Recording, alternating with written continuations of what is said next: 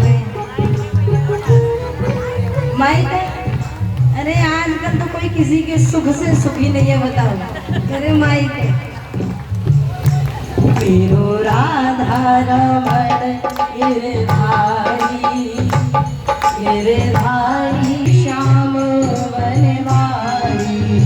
ओ गिरधारी श्याम वनवारी, ओ गिरधारी श्याम वनवारी। राधा रमण गिरधारी, गिरधारी श्याम वनवारी।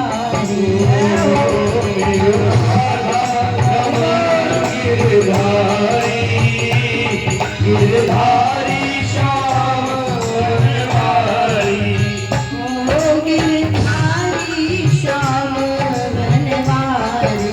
ओ गिरधारी श्याम वनवारी,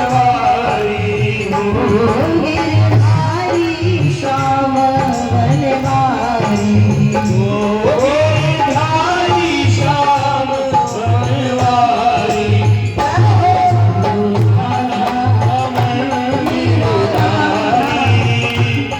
गिरधारी श्याम वनवारी,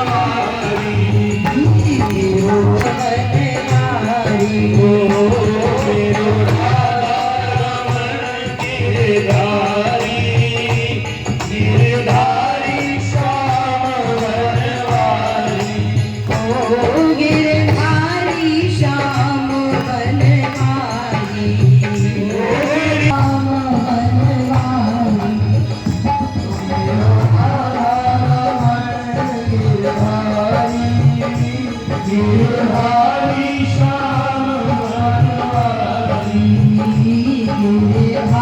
श्याम वनवारी।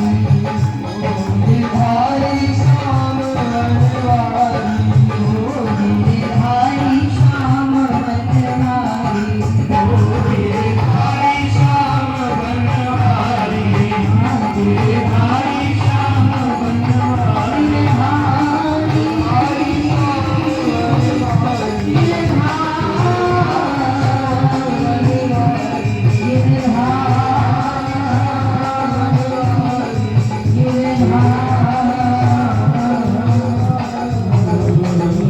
एक पत्थर उठाया फिर रखा, एक उठाया फिर रखा, एक उठाया फिर रखा।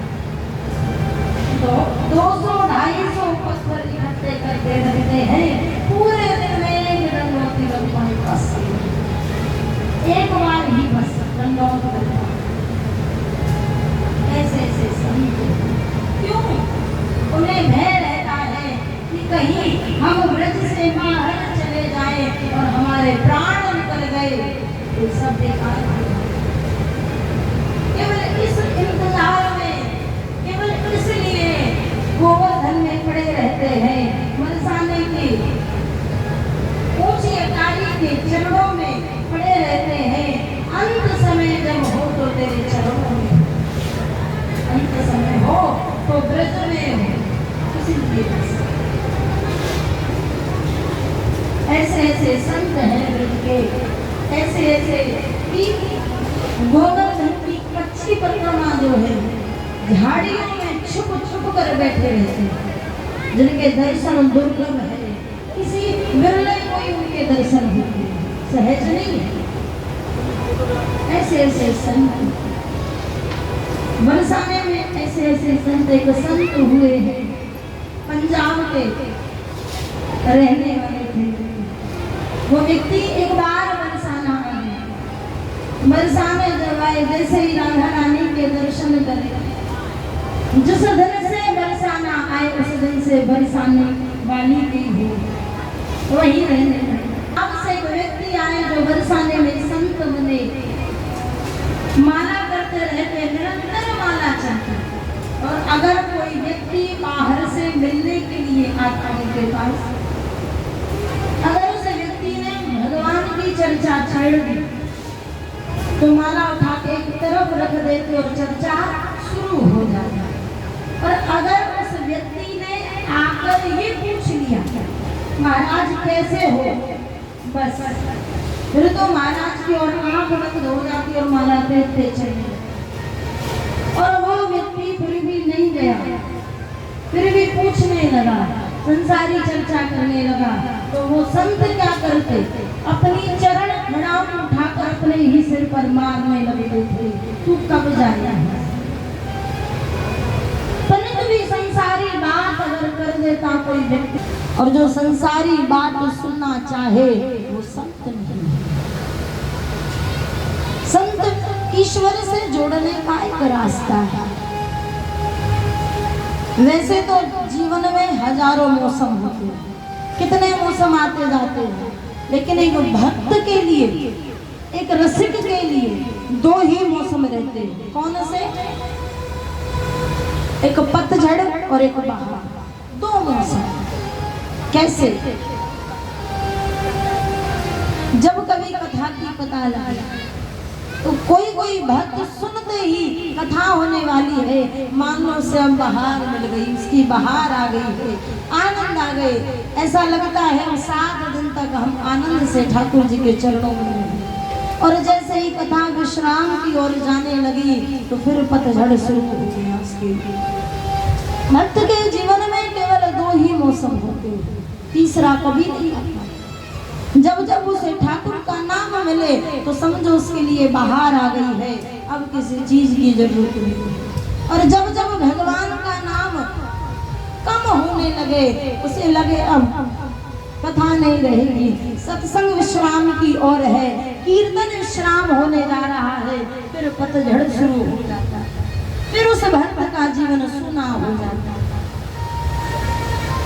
देखा होगा जब कोई अपने नगर में, एक छोटा सा उदाहरण, कोई नेता आए, पतझड़ और बहार का उदाहरण, कोई नेता आता है तो सबको लगता है अरे नेताजी आ रहे हैं, अब सड़क बन जाएगी, अब ये काम हो जाएगा, अब पानी की व्यवस्था हो जाएगी, तो मान लो एक बाहर सी आता है।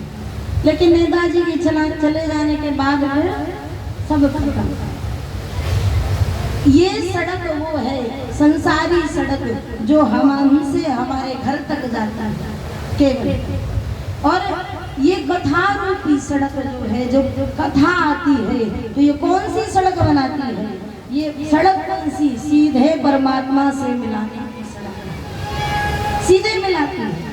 ये वो वाली सड़क बनाकर जाती है, जीवन सार्थक हो जाता है। ये वो बाहर लेकर आती है। भक्त की पहचान ही वही है कि जब कोई कथा की सुन ले, कथा होने वाली है, उसका रोम रोम खिल जाए, अब तो हमारे ठाकुर जी पधारने वाले हैं, ऐसा आनंद तो हो जाएगा। कुछ लोग होते हैं, मैंने खुद अपने कानों से कुछ बातें सुनी है, जब कथा हो कुछ लोगों के मुख से मंद बुद्धि वाले लोग बोलते हैं, अरे क्या कथा, वही रोज कथा।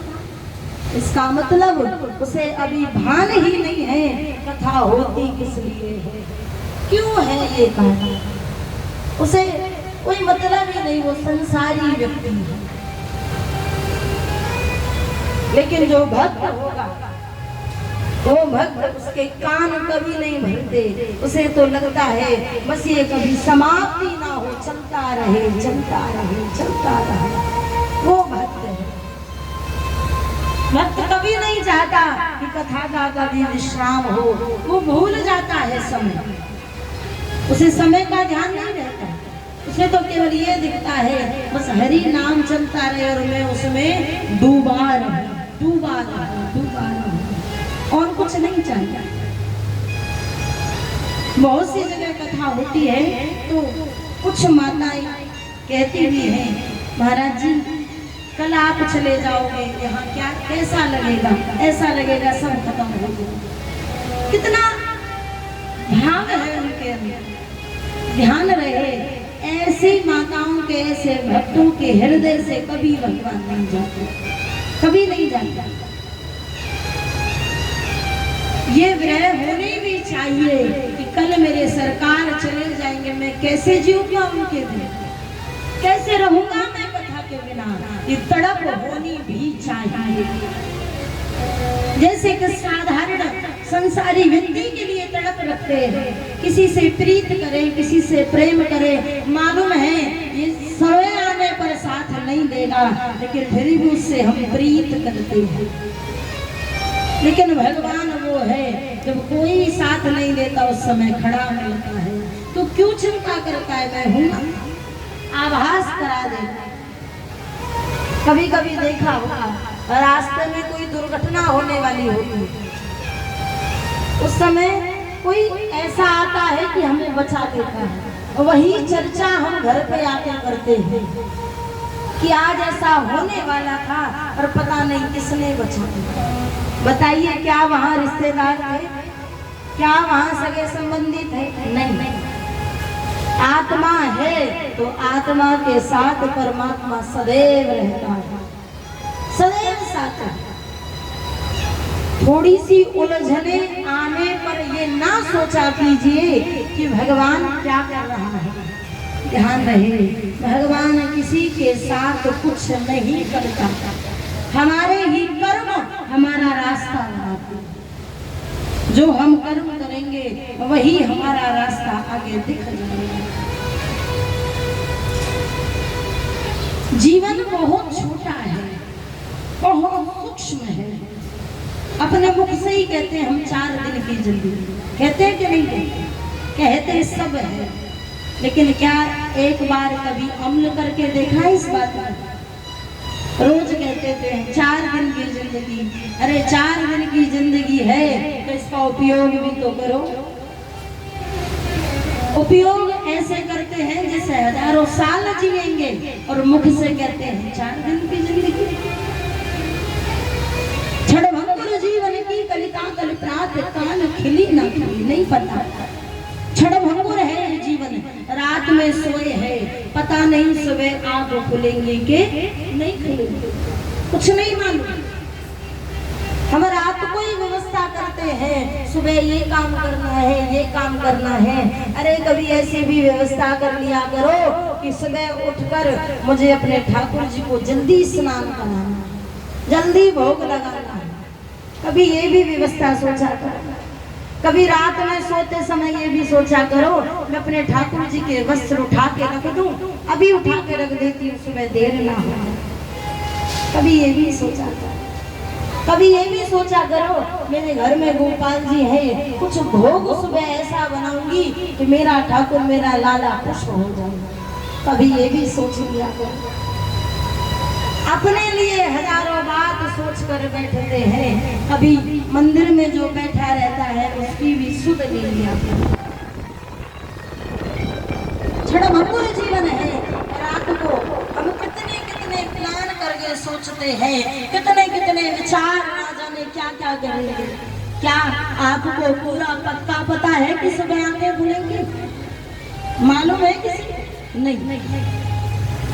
एक बार युधिष्ठिर जी जब यज्ञ कर रहे थे, जब यज्ञ किया है तो उसमें कोई मांगने के लिए भिक्षुक आया। अब व्यस्त थे युधिष्ठिर जी, तो भिक्षुक से कह दिया कि कल भिक्षा ले जाए। क्या कहा? कल ले जाना। जय। और इस बात को भीम सुन रहे हैं, युधिष्ठिर जी के भ्राता छोटे भाई सुन रहे हैं कि भैया ने युधिष्ठिर जी ने ये बोला है कि कल आकर भिक्षा ले जाना। तुरंत ही ढोल बजवा दिए। युधिष्ठिर जी ने पूछा, अरे भीम ये ढोल क्यों बजवा रहे हैं?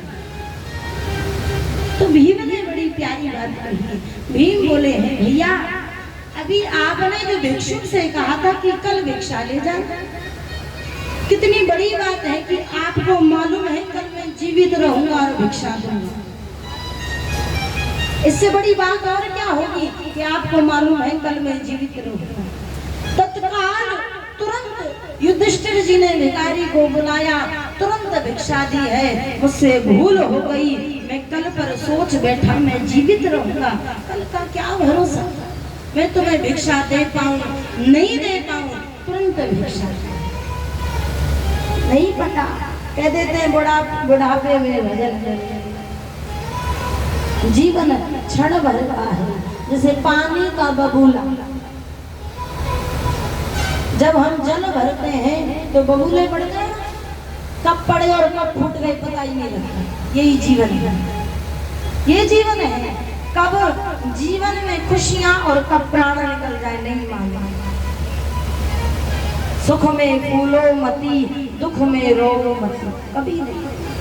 क्षणभंगुर जीवन की कलिका कल प्रात काल खिली ना नहीं मालूम। रटले हरि नाम हरि रसना, अंत समय पर हिली ना हिली नहीं पता। इस रसना को, इस जिव्या को अभ्यास डालना चाहिए कि अंत समय में हरि नाम ये अपने आप ले ले। जैसे हमें सुबह उठ करके अभ्यास है नित्य क्रिया का, स्नान का, फिर भोजन का, ऐसा अभ्यास अपनी जिव्या को होना चाहिए, जीव को होना चाहिए। बिना नाम लिए ये नाम रटती रहे। किस लिए? कि जब अंत समय हो तो जीव पर मेरा राम का नाम हो, कृष्ण का नाम हो, जिससे मेरा उद्धार हो जाए। ये संत जन जो कुटियाओं में भजन करते हैं, क्यों? केवल इस अभ्यास के लिए अंत समय हो तो मुख में राम नाम हो, केवल इसलिए, और कुछ नहीं चाहिए। इन्हें कोई धन संपत्ति ऐश्वर्य नहीं चाहिए, केवल इसलिए भजन करते हैं अंत समय में तेरा नाम हो। जन्म जन्म मुनि जतन कराई, अंत काल मुख राम आवत नहीं आता है। जन्म जन्म यत्न करते हैं मुनि जन केवल इसलिए अंत समय में हरि नाम आ जाए। रटले हरि नाम हरि रसना, अंत समय पर हिली ना हिली, कुछ नहीं पता। जिव्या स्तंभ रह जाए, रात को सोते ही रह जाए, पता ही नहीं लगे। कलिकाल कुठार लिए फिरता, तन नम्र है चोट झिली ना झिली।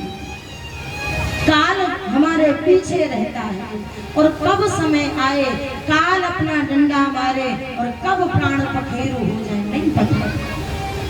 कलिकाल कुठार लिए फिरता, तन नम्र है चोट झिली ना झिली। काल की चोट वही झेल सकता है जो हरिनाम निरंतर लेता रहे।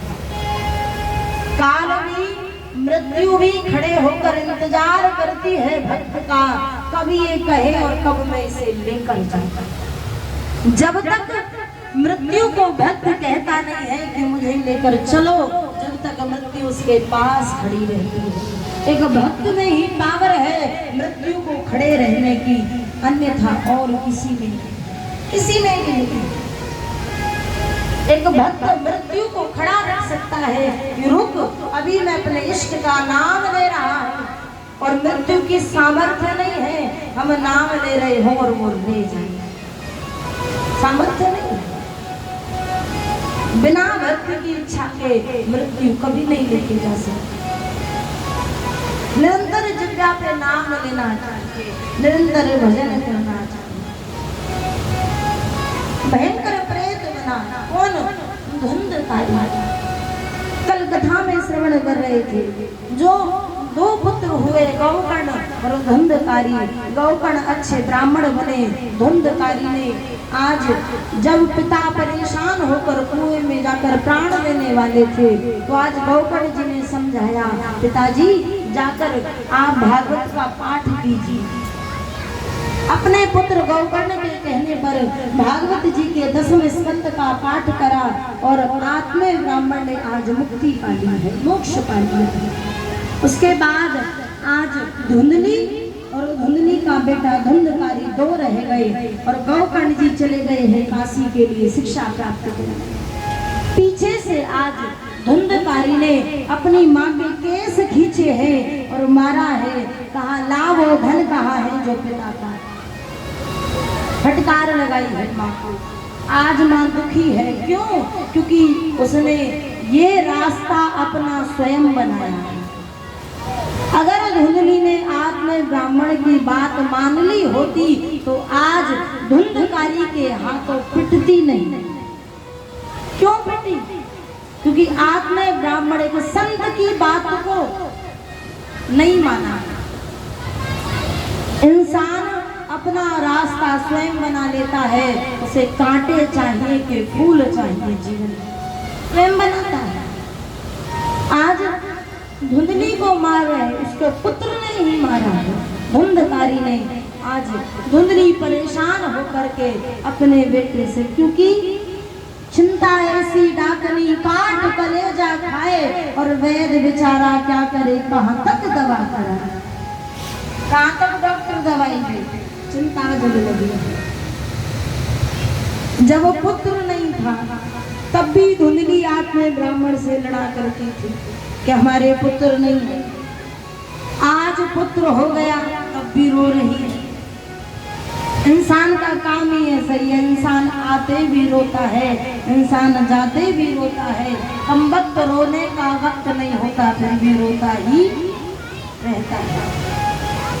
कभी कभी कोई अच्छा आज रोते रोते सब छोड़ छाड़ के आज एक कुएं में जाकर गिरकर अपने प्राण दे दिए। यहाँ सोचने की बात है। आज कपट रूपी जीवन जिया, कपट किया अपने पति के साथ, कपट किया, छल किया, तो उसकी अकाल मृत्यु हुई। इंसान मृत्यु भी अपनी स्वयं बना लेता है, उसे किस तरीके से करे। उसे मृत्यु सही बनानी है या फिर दुर्लभ बनानी है, ये स्वयं के हाथों में है। और मृत्यु को कर्म निर्धारित करते हैं। जैसा कर्म करेंगे वैसे ही हमें गति मिलेगी, कर्म अनुसार गति मिलेगी। आज धुंधली ने घर में आग लग गई है, धुंधकारी जिंदा जलकर एक प्रेत बन गए।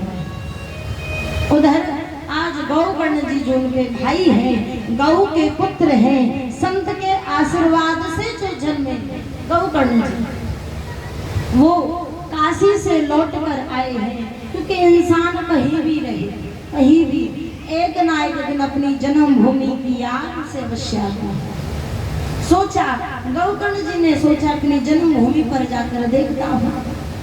आए हैं गौकर्ण जी, जैसे ही अपनी कुटिया को देखा जहाँ एक माँ और एक भाई को छोड़ कर गई, वहाँ ना माँ है ना भाई है, कुटिया है वो भी जली हुई, घर भी जल गया है। आज गौकर्ण जी ने रात्रि में विश्राम किया। जैसे ही विश्राम किया, अनर्गल आवाजें आ रही हैं, गलत गलत आवाजें, कभी पशुओं की आवाजें, कभी पक्षियों की आवाजें, अनेकों आवाजें। पूछा, गौकर्ण जी ने पूछा, भैया कौन हो तुम और इस प्रकार मुझे आवाज क्यों दे रहे हो, क्या बात है? तो आज उन आवाज जो आ रही उसे पूछा है, जो आवाजें आ रही उसने जवाब दिया, कहा मैं कोई और नहीं, मैं तुम्हारा भाई हूँ और मेरा नाम धुंधकारी है।